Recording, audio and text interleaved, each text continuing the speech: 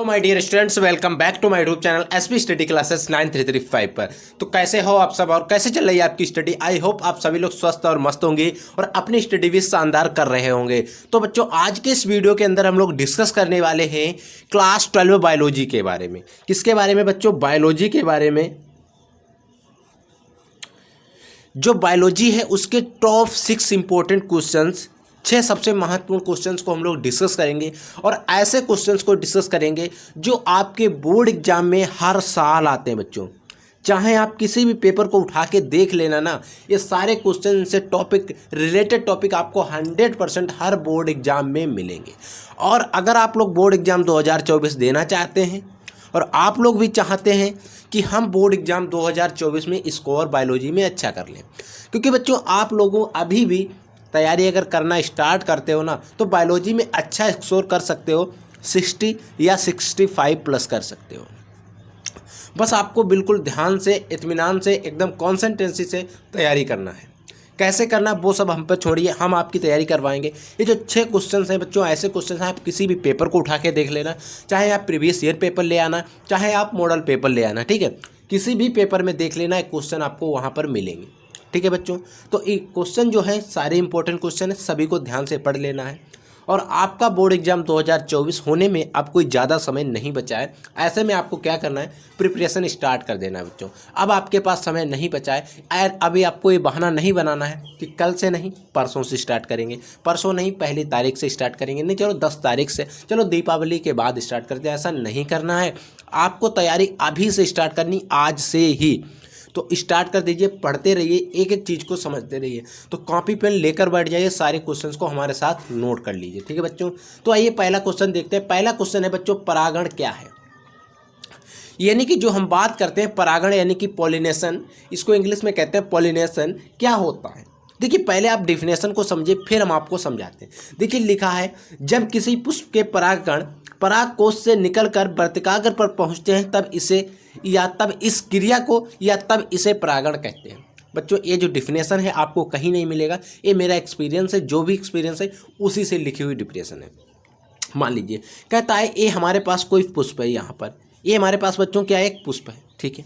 इसका ये मान लीजिए यहाँ पर परागकोश था, इस परागकोश से बहुत सारे परागकण जो थे यहाँ से निकले, यहाँ पर एक वर्तिकाग्र था किसी पुष्प का। अब इस वर्तिकाग्र पर यहाँ परागकोश से निकले और इस वर्तिकाग्र पर पहुँच गए। ये मादा जन्नांग होगा वर्तिकाग्र और ये पुरुष जन्नांग है। यहाँ से निकलकर यहाँ तक पहुँच गए। अब एक जो क्रिया है इसे ही हम क्या कहेंगे बच्चों, परागण कहेंगे। क्या कहेंगे बच्चों, परागण कहेंगे। अब ये देखिए, ये 3 कंडीशन हो सकती हैं, 4 हो सकती हैं, या हम इसको खुद ले आएँ तब उसे हम क्या कहेंगे, कृत्रिम परागण। अगर हम खुद लेकर आते हैं परागकणों को परागकोश से निकालकर वर्तिकाग्र तक, तब इस क्रिया को हम क्या कहेंगे, कृत्रिम परागण कहेंगे। अगर वो जल के माध्यम से आते हैं, जल के माध्यम से, तो जल परागण कहेंगे। अगर वो वायु के माध्यम से आते हैं तो वायु परागण कहेंगे। अगर वो जंतु लेकर आते हैं तो जंतु परागण कहेंगे।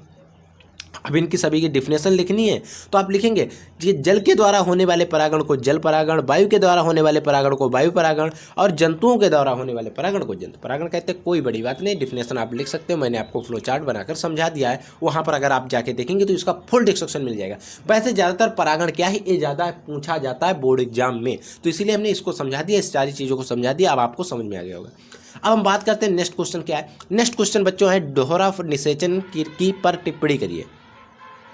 दोहरे निषेचन को इंग्लिश में कहते हैं डबल फर्टिलाइजेशन। इसकी खोज हमारे जो एक साइंटिस्ट थे जिनका नाम था नवास्चिन ने 1898 ईस्वी में की थी। देखिए दोहरा निषेचन की खोज नवास्चिन ने सन 1898 ईस्वी में लीलियम और फ्रिटलेरिया में की थी।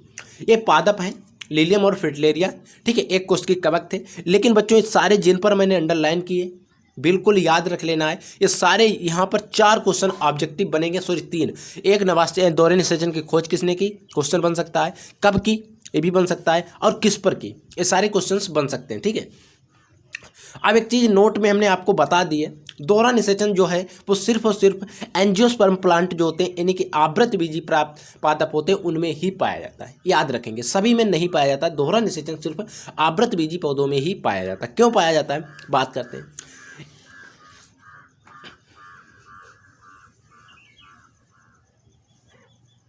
देखिए बच्चों होता क्या है, इसमें 2 नरयुग्मक बनते हैं। इसमें कितने नरयुग्मक बनते हैं? 2। जब परागकण होता है, परागकण में विभाजन होता है, तो परागकण में क्या होते हैं? 2 नरयुग्मक बनते हैं। देखिए 2 नरयुग्मक जो भ्रूण कोश में उपस्थित अंडकोश का, जो हमारा भ्रूण कोश होता है, मैंने आपको पढ़ाया था, उसमें उपस्थित अंडकोश का और द्विध्रुवीय केंद्रक से समेकन करते हैं। मैंने आपको जो एरो करके लाइन बताई थी, जो एकदम पूरा फ्लो चार्ट बना के बताया था कि ये इसके साथ जाता है, मोहब्बत करता है, ठीक है, वो समझाया था मैंने आप लोगों को।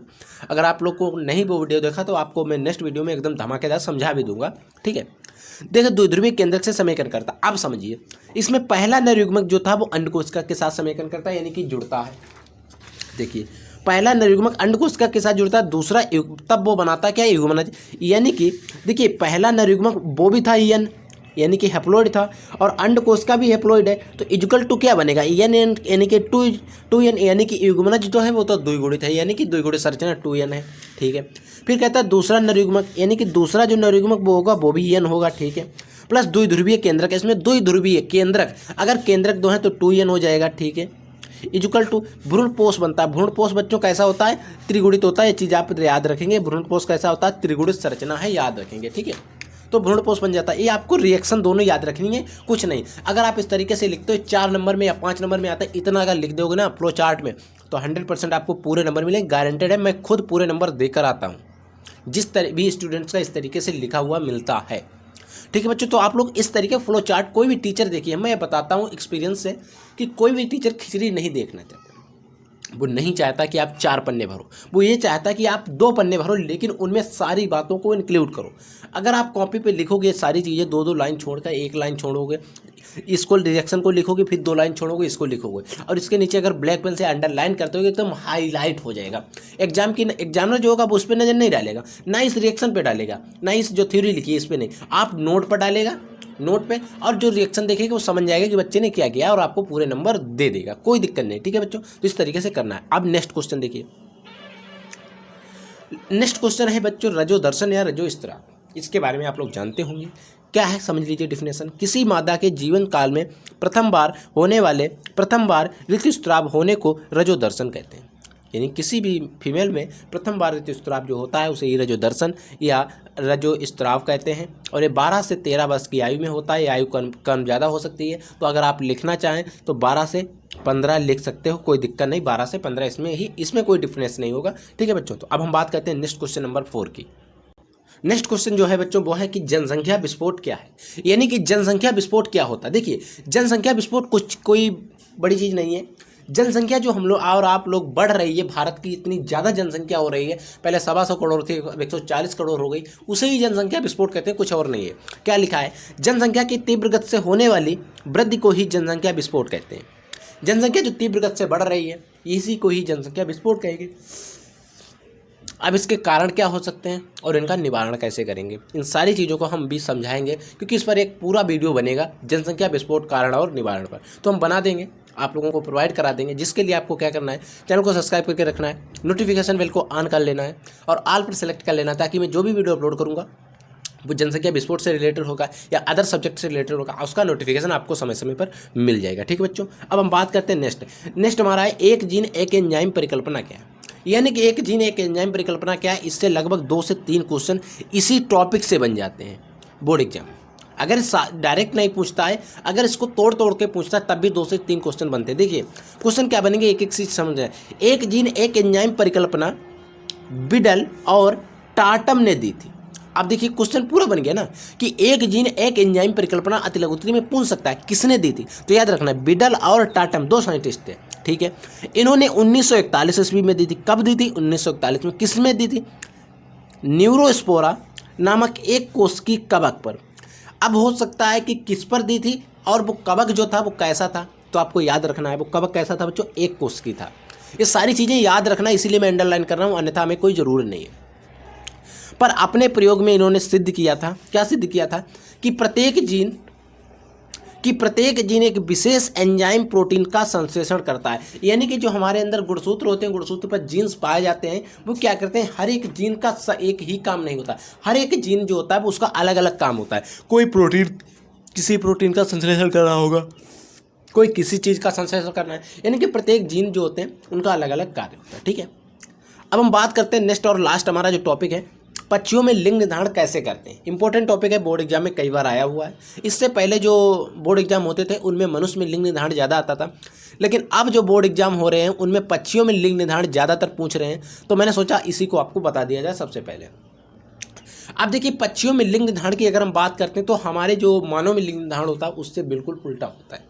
कैसे होता है देखिए, लिखा है पक्षियों में लिंग निर्धारण जेड और जेड प्रकार का होता है। चलो यहाँ तक तो पाया जाता है, समझ में आ रहा है। जिसमें नर संयुग्मजी, ऐसा कैसे हो गया भाई, ऐसा क्यों हो गया, इसमें नर संयुग्मजी था ना, लेकिन हम लोगों में नर जो था वो XY वाला था और जो मादा थी वो XX, यानी कि ये संयुग्मजी था, ये विषमयुग्मजी, एक समान नहीं थे।